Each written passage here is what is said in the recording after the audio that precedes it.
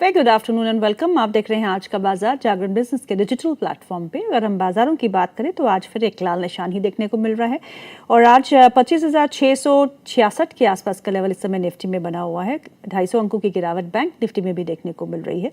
तो कहीं ना कहीं दबाव जो है मार्केट्स में बना हुआ है, profit booking from higher levels. But अगर हम ग्लोबल क्यूज़ की बात करें तो वहाँ पे थोड़े बहुत संकेत जो है वो नेगेटिव है। कल हालांकि मिक्स्ड बाजार बंद हुए थे यूएस में। आज जो अगर फ्यूचर्स देखें आप यूएस मार्केट्स के, वहाँ पे 1 से 1.25% की गिरावट देखने को मिल रही है। सो नेगेटिव फ्यूचर्स के चलते हुए आज हमारे बाजारों में भी सुबह से दबाव बना हुआ है। डॉलर इंडेक्स एक बार फिर 100 के आसपास छलांग मारते हुए 99.68 के आसपास इस समय है, लेकिन 100 के बहुत करीब, जिसका इम्पैक्ट हम क्लियरली मेटल और कमोडिटी स्टॉक्स पे देख रहे हैं। सोने, चांदी और मेटल स्टॉक्स में बिकवाली का दौर देखने को मिल रहा है। क्रूड में भी आज थोड़ा हल्कापन देखने को मिल रहा है। बिटकॉइंस यानी कि क्रिप्टो करेंसीज में भी मुनाफा वसूली है और वहाँ पे भी आई थिंक मोर देन 10 और 15% ऑड करेक्शन हम पिछले 1 महीने में देख चुके हैं। So bitcoins are also under pressure, cryptos are also under pressure. Bond market में अगर यील्ड्स की बात करें तो यूएस में कल गिरावट देखने को मिली थी, हालांकि they are holding up quite well, but बहुत ही मिक्स से संकेत है। डॉलर इंडेक्स ऊपर है, वहाँ के आंकड़े ठीक ठाक आ रहे हैं, ट्रेड डील की बातचीत चल रही है, उस बीच में क्लैरिटी नहीं है, अनसर्टेनिटी जो है मार्केट को पसंद नहीं है और वही हम अपने मार्केट्स में भी देख रहे हैं। एफआईआईज का थोड़ा बहुत रुझान बड़ा था, उन्होंने अपनी पोजीशंस कवर करने आए तो थे लेकिन टिके नहीं और अभी भी बिकवाली का दौर ही देखने को मिल रहा है। हालांकि बिकवाली थोड़ी कम है in terms of value, but अभी भी वो रुझान, वो inflow of the money from FIIs is not clearly seen. बाजारों पे बात करने के लिए हमारे साथ 2 खास मेहमान जुड़ चुके हैं। Mister Kranti Bathini, he is equity strategist at wealth mills securities, and mister Amol Athawale, he is vice president technical research at Kotak securities. आप दोनों का बहुत बहुत स्वागत है कार्यक्रम में। My first questions go to Kranti sir. Kranti sir, they are mixed indications from global markets. Futures आज दबाव में है, कल क्लोजिंग वहाँ पॉजिटिव हुई थी। क्रिप्टोज में एक सेल ऑफ देखने को मिल रहा है, कमोडिटीज़ में सेल ऑफ है because of the strong dollar. Dollar is again inching towards 100 और अनिश्चितता का माहौल जो है पूरे विश्व में है, उसका एक इम्पैक्ट, एक रब ऑफ इम्पैक्ट हमारे मार्केट्स में भी देखने को मिल रहा है। अर्निंग्स के चलते हुए हालांकि स्टॉक स्पेसिफिक मूव्स हमको देखने को मिल रहे हैं। सो इम्पॉर्टेंट ट्रिगर्स क्या होंगे? क्या earnings will drive the markets, या फिर आपको लगता है global US trade deal between US and China और US and India will drive the markets from here? Geetu ji, good afternoon to you. एक प्राइमरी रीजन है गीतू जी, वो liquidity is completely driving the market in the medium to short term. But लेकिन market को वो trigger है, main trigger है earnings. So Q2 का earnings देखे तो हमको बिल्कुल नेगेटिव सरप्राइजेस तो नहीं है। At the same point of time ऐसा ना एक ब्लॉकबस्टर काइंड ऑफ रिजल्ट्स भी नहीं देखने के लिए नहीं मिला है। सो इसलिए मार्केट एक वेट एंड वॉच मोड में है। हम लोग डिस्कस कर रहे हैं, एक ट्रेड डील आया है तो पॉजिटिव इम्पैक्ट आने वाला है ग्लोबल माहौल में बोल के, उसका वेट एंड वॉच मोड तो फिलहाल चल रहा है। So global cues, Asian cues हम लोग देखे तो फिलहाल एशियन क्यूज में भी प्रॉफिट बुकिंग हम लोग देख रहे हैं। जैसा जापानीज मार्केट में कल देखे तो हम लोग साउथ कोरियन मार्केट है वो ऑल टाइम हाई लेवल पे चल रहा है। सो बाय एंड लार्ज जो एफआईएस का सोच है फिलहाल इंडिया में काफी न्यूट्रल है। सो अगर वो एफआईएस सोच का बदलाव आए तो हम लोग इंडियन मार्केट में रैली देख सकते हैं। बट लेकिन एक चीज ध्यान पे रखना है, हम लोग फिर भी अभी भी 26,000 लेवल का आसपास पहुंच चुका है और एक कंसोलिडेशन फेज चल रहा है। इधर से market next leg of rally देखना बोले तो डेफिनेटली मार्केट का सपोर्ट चाहिए फॉरेन पोर्टफोलियो इन्वेस्टर से, वो मिसिंग एक्शन है अभी फिलहाल हम लोग देखे तो। इसलिए मार्केट एक कंसोलिडेशन फेज पे चल रहा है गीतू जी। बट लेकिन एक अच्छा चीज क्या है, मिड एंड स्मॉल कैप में ज्यादा तरफ जो एक्सपोजर बिल्डअप हुआ है अभी mid and small cap stocks में, earnings are comparatively meeting the expectation, वो एक सस्टेनेबिलिटी आ रहा है। इसलिए हमको इतना एफआईएस इनएक्शन होने का बावजूद भी हम लोग 25,000 का 500, 25,700 ये रेंज में मार्केट अभी खड़ा हुआ है।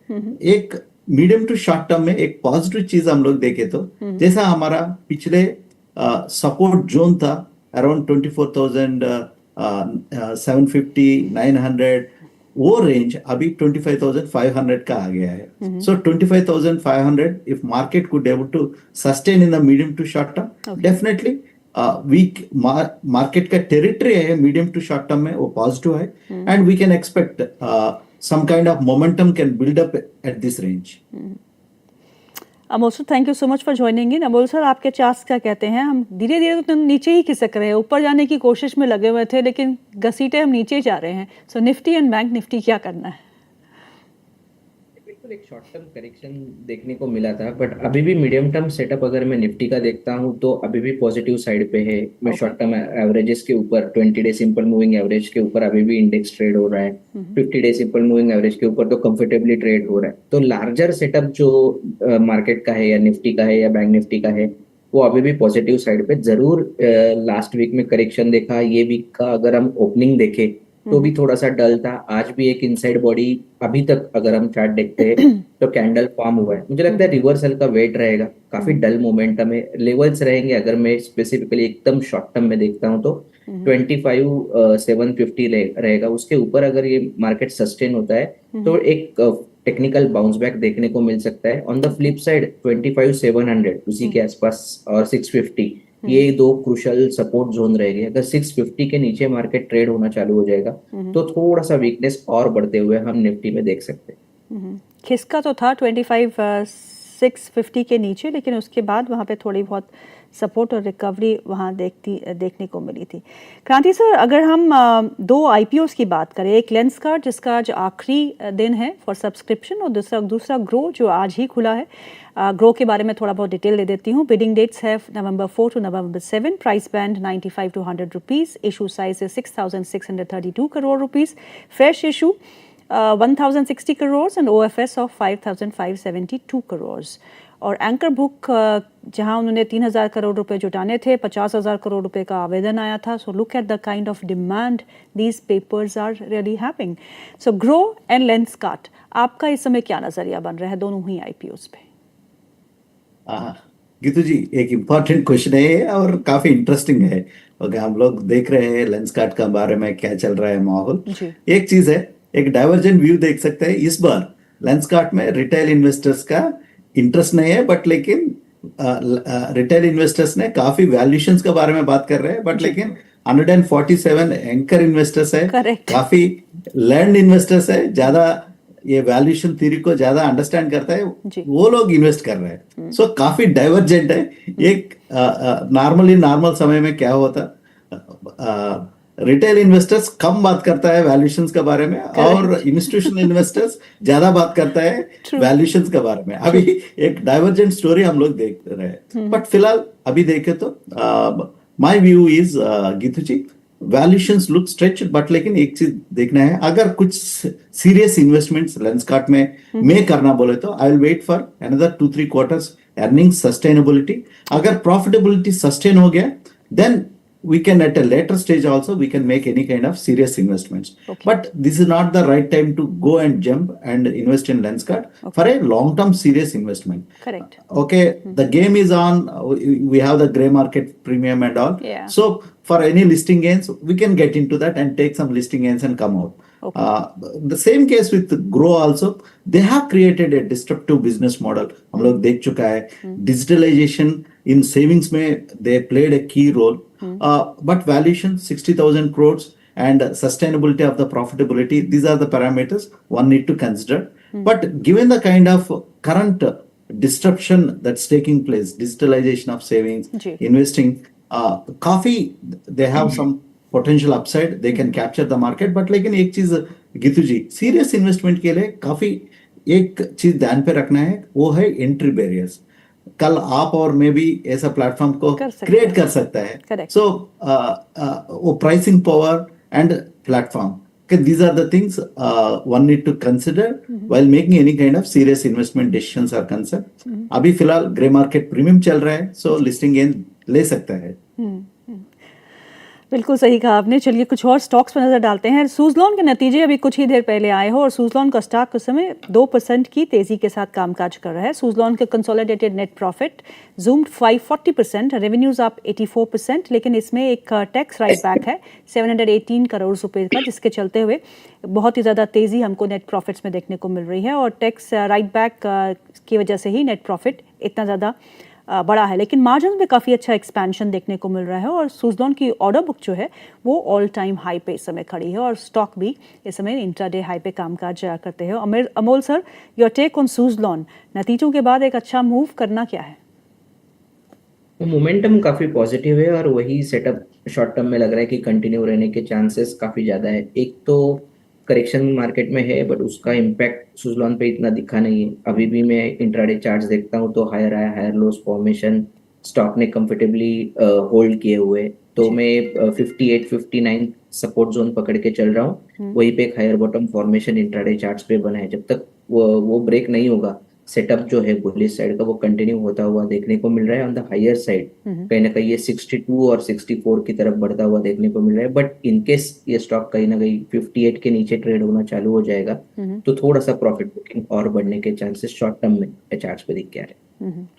भारती एयरटेल और टाइटन ये दोनों ही आज निफ्टी 50 के टॉप गेनर्स में शामिल है। दोनों के नतीजे आए थे, नतीजे अबव एक्सपेक्टेशंस थे और भारती एयरटेल भी काफ़ी अच्छा एक आरपू भी देखने को मिला था और पैट जो है उसमें भी एक अच्छा इजाफा। मार्जिन्स 56.9% के आसपास। नेट डेट जो है it is down to 1.27 trillion. Debt तो बड़ा फिगर है ही टेलीकॉम्स के लिए, लेकिन स्टॉक में एक अच्छा मोमेंटम है। अमोल सर, भारती एयरटेल और टाइटन के भी काफ़ी अच्छे नतीजे रहे। Q2 PAT was 1,006 crores versus 705 crores year on year और strong growth momentum भी देखने को मिला। Margins they have improved to 11.2%. So both these stocks on charts, Titan and Bharti Airtel, अब क्या करना है अमोल सर? दोनों ही काफी प्रॉमिसिंग चार्ट है बट अगर मैं किसी एक को चूज करना चाहूँ तो भारतीय एयरटेल का फॉर्मेशन कंपैरेटिवली बेटर लग रहा है। एक तो रिवर्स काफी प्रॉमिसिंग हुआ है वीकली चार्ट्स पे, उसके बाद डेली चार्ट्स पे अगर मैं देखता हूँ तो स्टॉक ने consistently higher bottom formation maintain रखा है। पहला सपोर्ट लिया था अराउंड 2000 के आसपास, अभी दूसरा हायर बॉटम बना है 2040 के आसपास। सो सेटअप काफी प्रॉमिसिंग है। आज गैप अप हुआ है, इसके कारण थोड़ा सा ओपनिंग के बाद थोड़ा सा एक रेंज बाउंड या प्रॉफिट बुकिंग ऊपरी लेवल पे जरूर दिखा है but buying on dips and sell and rallies जब तक 2040 के ऊपर स्टॉक ट्रेड हो रहा है I think would be the ideal strategy. On the higher side कहीं ना कहीं ये 2150 की तरफ बढ़ता हुआ देखने को मिल रहा है। टाइटन भी फॉर्मेशन देखेंगे तो पहले एक रैली हुआ, फिर एक कंसोलिडेशन हुआ और वही कंसोलिडेशन का आज हमने एक रेंज ब्रेकआउट फॉर्मेशन देखा है। बुलिश कैंडल है। वॉल्यूम एक्टिविटी भी अगर हम देखते हैं तो काफी डिसेंट हुआ है। मोमेंटम जिसको चेस करना है उसके लिए सपोर्ट रहेगा 3750। ऑन द हायर साइड ये पॉजिटिव मोमेंटम कंटिन्यू रहेगा और वो जो ऊपर के लेवल निकल के आ रहे हैं वो पहला रेजिस्टेंस जोन निकल के आएगा 3850, दूसरा रेजिस्टेंस जोन रहेगा 3875 का। क्रांति सर, टेलीकॉम स्पेस में आपका क्या व्यू बन रहा है? बिकॉज देयर आर बहुत सारी न्यूज़ जो है वो इनको चेस कर रही है। भारती एयरटेल के नतीजे अच्छे आए, उसके बाद एक अच्छा मोमेंटम है। वोडाफोन आइडिया में विभिन्न खबरें, रोज़ एक नई खबर आती है और कल ये टैक्स को लेके जो खबर आई थी कि इनकम टैक्स डिपार्टमेंट विड्रॉ कर रहा है 8,500 करोड़ रुपए का transfer pricing case against Vodafone, तो उसका एक पॉजिटिव इम्पैक्ट आना चाहिए था। और उसके बाद एक और खबर आ रही है जो कुछ चैनल्स की एक्सक्लूसिव खबर भी है कि गवर्नमेंट जो है वो कंसिडर कर रही है giving targeted relief to Vodafone Idea and they are going to present some papers to the PMO। ये खबर भी है। But the stock has been doing well. 6-7 के प्राइस से it has jumped to around 10 levels के आसपास। लेकिन overall ये पिक्चर आपको कैसा लगता है? The telecom space as a whole, Bharti Airtel, Reliance Jio which is again part of Reliance right now, और Vodafone Idea. Geetu ji, by and large the worst is behind for the sector, but लेकिन एक चीज ध्यान पे रखना है, our favorite picks will be first Bharti Airtel in telecom and second one is Reliance is the proxy play for Jio is concerned. So Vodafone is concerned, lot of speculative activity do comes. The AGR relief and all that can be positive, that gives some kind of a breather for the company in the medium to short term. But लेकिन अगर serious जो investment करना बोले तो we need to have the business momentum काफी आना है। जो सब्सक्राइबर बेस है पिछले 18 मंथ्स में हम लोग देखे तो Vodafone idea they lost subscriber base and ARPU भी काफी अंडर प्रेशर में है। Yes. अगर बिजनेस मोमेंटम स्टार्टअप हो गया तो एक अच्छा सस्टेनेबिलिटी हम लोग देख सकते हैं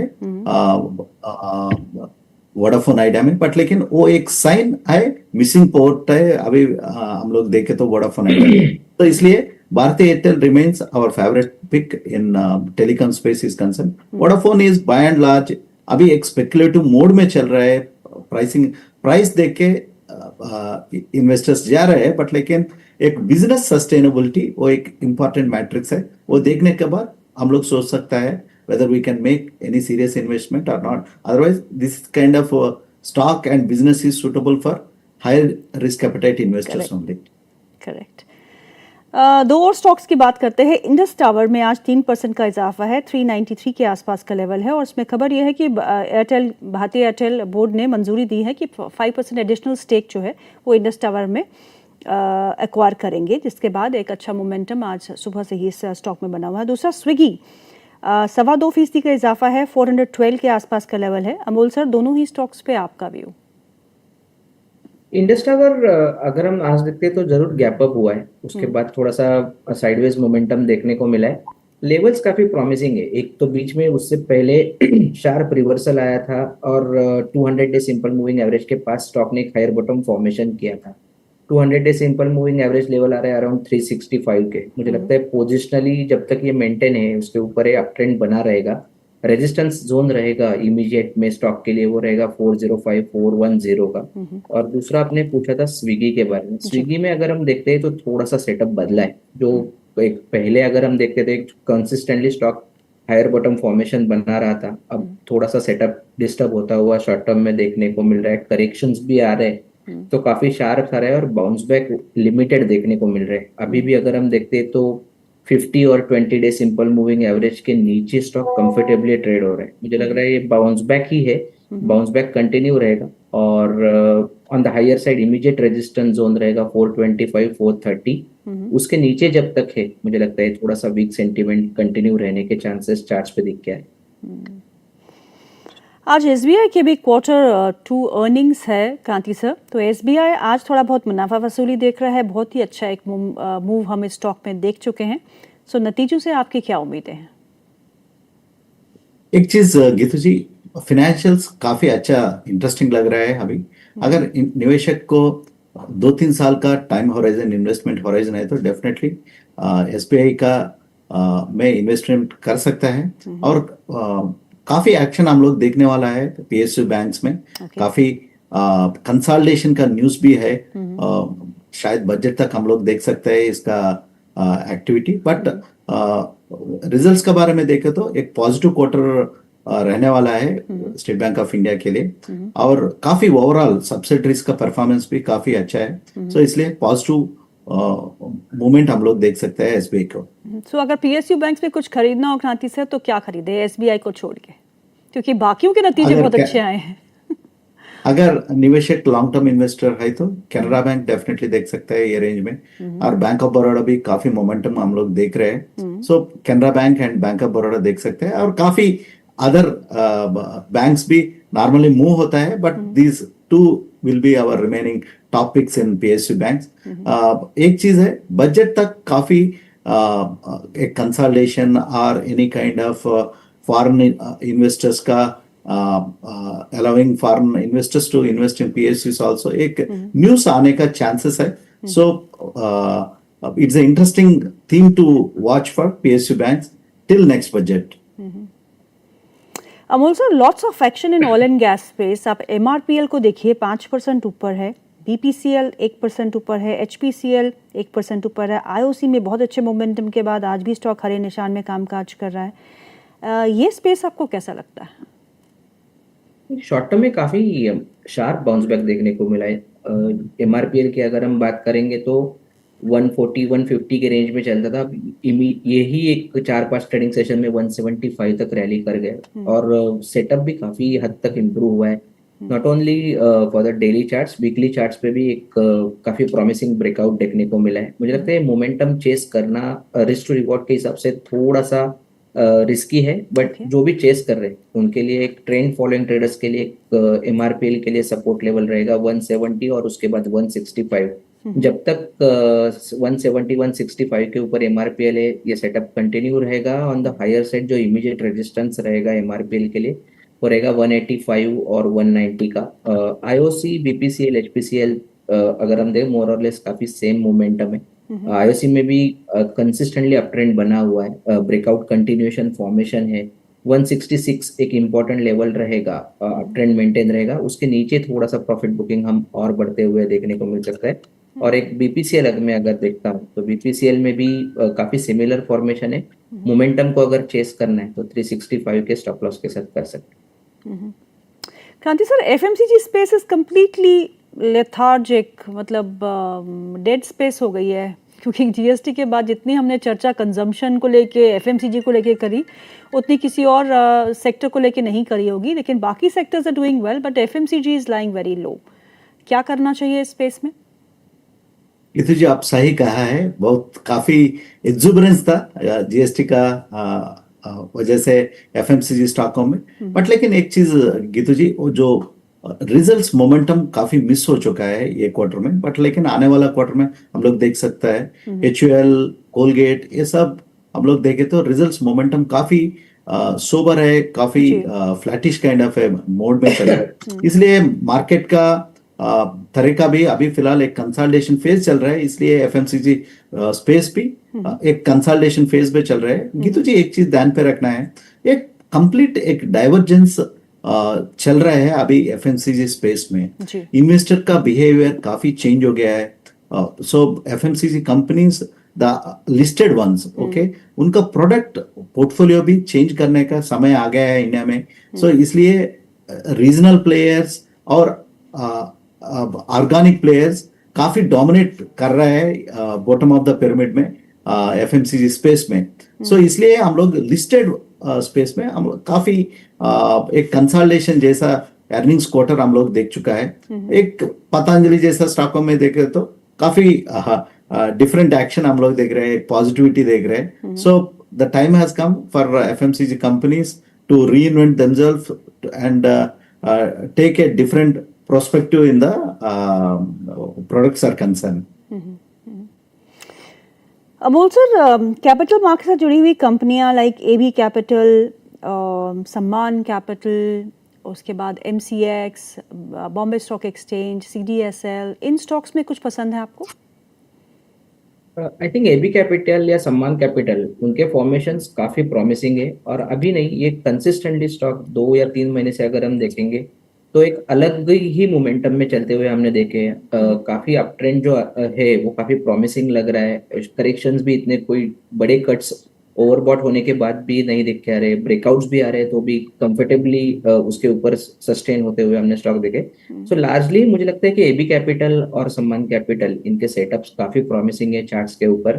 पोजिशनल ट्रेडर्स के हिसाब से देखा जा सकता है, क्योंकि इंट्राडे में इतना मोमेंटम नहीं है, बट पोजिशनल सेटअप काफी प्रॉमिसिंग है। एबी कैपिटल के लिए लेवल रहेगा 310 का, ये जब तक ब्रेक नहीं होता आई थिंक ये सेटअप कंटिन्यू रहेगा। सम्मान की भी बात करेंगे तो सम्मान में भी एक अच्छा खासा रैली हुआ है, ये क्वार्टर में अभी तक 16% रैली हुआ है और हायर बॉटम फॉर्मेशन स्टॉक ने मेंटेन रखा है। जो चेस करना चाहते हैं, ट्रेंड फॉलोइंग है, उनके लिए 175 एक क्रूशियल सपोर्ट जोन रहेगा। ऑन द हायर साइड कहीं ना कहीं ये स्टॉक वापस से अपना जो रेजिस्टेंस जोन है 200 प्लस का, वो कहीं ना कहीं क्लियर करता हुआ देखने को मिल सकता है। और तीसरा आपने पूछा था बीएसई थोड़ा सा फंसा हुआ है, एक बाउंस बैक काफी शार्प आया और उसके बाद कोई बड़ा एक्टिविटी नहीं दिखा 2 वीक से, रेंज में फंसा हुआ है। रेंज ब्रेकआउट का इंतजार रहेगा। On the higher side resistance है 2600 का, और on the flip side support side पे अगर मैं देखता हूँ तो 2400 प्रॉमिसिंग सपोर्ट है। वो अगर ब्रेक होता है तो शायद प्रॉफिट बुकिंग और बढ़ता हुआ हम बीएसई में देख सकते हैं। ऑटो स्पेस में भी अभी तक जो नंबर्स आए वो ठीक ठाक ही रहे। आज एमएनएम के नंबर्स हैं, महिंद्रा एंड महिंद्रा के, उन नंबर्स को लेके आज थोड़ा बहुत दबाव में स्टॉक है, लेकिन एक अच्छा मोमेंटम भी हम इस स्टॉक में पहले देख चुके हैं, पूरे ऑटो इंडेक्स में देख चुके हैं। सो क्रांति सर, ऑटो स्पेस में इस समय आपको क्या पसंद है? एमएनएम के नतीजे भी हैं, नतीजों से पहले और उसकी एक्सपेक्टेशंस क्या है? गीतू जी, अगर हम लोग ऑटोस का बारे में बात करें तो काफी इंटरेस्टिंग मोमेंटम बिल्डअप हो चुका है। और मेरा हिसाब से ऑटो स्पेस में अभी इधर से भी एक 15-20% का रैली आने का संभावना है। और ऑटो एक्सेलरेटर्स में स्पेस भी बहुत इंटरेस्टिंग दिख रहा है। एक ग्लोबल स्पेस में भी एक मोमेंटम पिकअप हो रहे हैं। अभी फिलहाल हम लोग देखें तो जियोपॉलिटिकल इश्यूज कम होने का बाद इंडिया में तो देखें तो अगर मैं कल 2-3 डीलर्स से बात कर रहे हैं, एंट्री लेवल कार्स का जितना डिमांड है they are not able to deliver on time also. So इतना मोमेंटम हम लोग देख चुका है। फिलहाल वो मोमेंटम एंट्री लेवल में फर्स्ट टाइम लॉन्ग गैप का बाद एंट्री लेवल कार्स में बहुत मोमेंटम हम लोग देख रहे हैं। Even companies also not expected entry level cars में इतना मोमेंटम आने वाला बोल के। सो फिलहाल एंट्री लेवल का सेगमेंट्स में हम लोग देखें तो एक्शन रहता है मारुति और हुंडई मोटर्स में। जैसा Mahindra and Mahindra is by and large more for mid segment and utility vehicles and SUV they call. Okay, these are the segments of for Mahindra and Mahindra. So फिलहाल Maruti में Maruti and Hyundai Motors, these are our two long-term bets. One can add also after the demerger of commercial vehicles are concerned, Tata Motors. But Tata Motors में क्या है, एक Jaguar Land Rover का still एक overhang है China में क्या हो रहा है। और recent cyber attack and JLR business also have some impact on Tata Motors.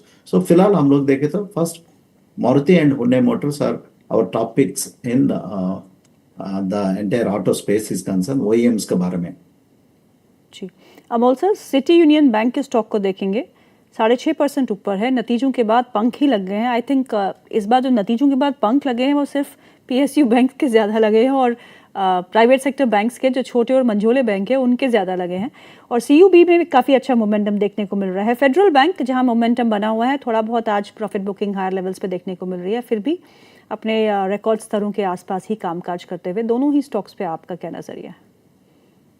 दोनों ही चार्ट के फॉर्मेशंस काफी प्रॉमिसिंग है मीडियम टर्म के हिसाब से। अगर आप वीकली में भी देखोगे तो कंसिस्टेंटली स्टॉक में जो अप ट्रेंड बना हुआ है उसी को कंटिन्यू किया है। डेली चार्ट्स पे भी देखोगे तो भी काफी प्रॉमिसिंग एक्टिविटी है। अराउंड 200 के आसपास अगर मैं CUB का बात करूँ कब का, तो बॉटम बना था, उसके बाद स्टॉक ने एक डिसेंट अप ट्रेंड बना के रखा है। आज उसका एक्सटेंशन हुआ है जो रिजल्ट इम्पैक्ट परहैप्स है 6.5% गैप अप के साथ खुला है। बट अभी भी एक मुझे ऐसा लगता नहीं कि कोई बड़ा करेक्शन ट्रिगर होने के चांसेस चार्ट्स पे इमीडिएट में दिख गया है। थोड़ा सा डल या थोड़ा सा साइडवेज मोमेंटम जरूर हो सकता है। 235 एक ट्रेंड डिसाइडर लेवल रहेगा, उसके ऊपर है तो ये सेटअप कंटिन्यू है। ऑन द हायर साइड 260 270 तक ये जा सकता है। फेडरल बैंक में अगर मैं देखता हूँ तो जरूर ओवरबॉट है, इसके कारण थोड़ा सा ड्रॉप देखने को मिला है। एक रेंज ओपन करेगा शायद से, जिस तरीके का सेटअप बन रहा है, क्योंकि काफी प्रॉमिसिंग रैली हुआ था। रेंज रहेगा जिस तरीके का सेटअप है 230 225 on the down side, on the higher side 240 245 resistance zone रहेंगे शॉर्ट टर्म ट्रेडर्स के लिए। अमोल सर, आपके कौन से आज के पिक्स हैं, स्टॉक पिक्स? 2 स्टॉक्स पिक किए पोजिशनल पॉइंट ऑफ व्यू से। उसमें से पहला है SBI कार्ड, 890 के आसपास है। पोजिशनली टारगेट निकल के आ रहे 935 के और स्टॉप लॉस उसका रहेगा 875 का। थोड़ा टाइम ले सकता है, कंसिडरेट हो सकता है। लेवल्स अच्छे, करेक्शन खत्म करता हुआ स्टॉक देखने को मिल रहा है। 200 डे सिंपल मूविंग एवरेज के पास एक रिवर्सल फॉर्मेशन अगर बनता है तो technical fresh up trend rally आने के चांसेस पोजिशनली SBI कार्ड्स में दिख के आ रहे हैं। दूसरा HDFC लाइफ के साथ जाना चाहूंगा। ये भी पोजिशनल पॉइंट ऑफ व्यू से है, 745 के आसपास है। पोजिशनल टारगेट निकल के आ रहे 785 के, स्टॉप लॉस उसका रहेगा 730 का। कंसिस्टेंटली 730 के आसपास स्टॉक सपोर्ट ले रहा है। एक करेक्शन उसमें भी वीकली चार्ट्स पे खत्म होता हुआ देखने को मिल रहा है। यहाँ से अगर रिवर्सल फॉर्मेशन सक्सेसफुल होता है तो HDFC लाइफ में एक फ्रेश अप ट्रेंड रैली आने के चांसेस काफी ब्राइट लग रहे हैं। ओके, तो SBI cards and HDFC life जो है, अमोल सर को दोनों ही स्टॉक्स पसंद है। क्रांति सर, आपको क्या पसंद है? नतीजों के बाद आप क्या खरीद रहे हैं? Geetu ji, by and large we are watching sectors के स्टॉक स्पेसिफिक जाने में। सेक्टर स्पेसिफिक पे अभी देख रहे हैं कि काफी डिफेंस स्टॉक्स का रिजल्ट्स भी काफी अच्छा है। Okay, any dips one can accumulate for a longer term prospective. Defence में काफी तेजी आने वाला है और ऑर्डर बुक्स और जो गवर्नमेंट का अनाउंसमेंट्स है काफी अच्छा आ रहा है डिफेंस स्टॉक्स के लिए। और फाइनेंशियल्स में हम लोग देखें तो अगर एक सरप्राइज रेट कट और रेट कट एक हम लोग मॉनेटरी पॉलिसी में आने वाला मॉनेटरी पॉलिसी में आ गए तो एक NBFC space also looking interesting Geetu ji for a medium to longer term prospective. अगर बिल्कुल एक कंट्रेरियन व्यू लेना चाहे तो डेफिनेटली आईटी स्टॉक्स को इग्नोर नहीं करना है। Okay, long term averages looking attractive, एक स्टैगर्ड मैनर में आईटी स्टॉक्स को भी निवेशक वॉच लिस्ट में रख सकता है।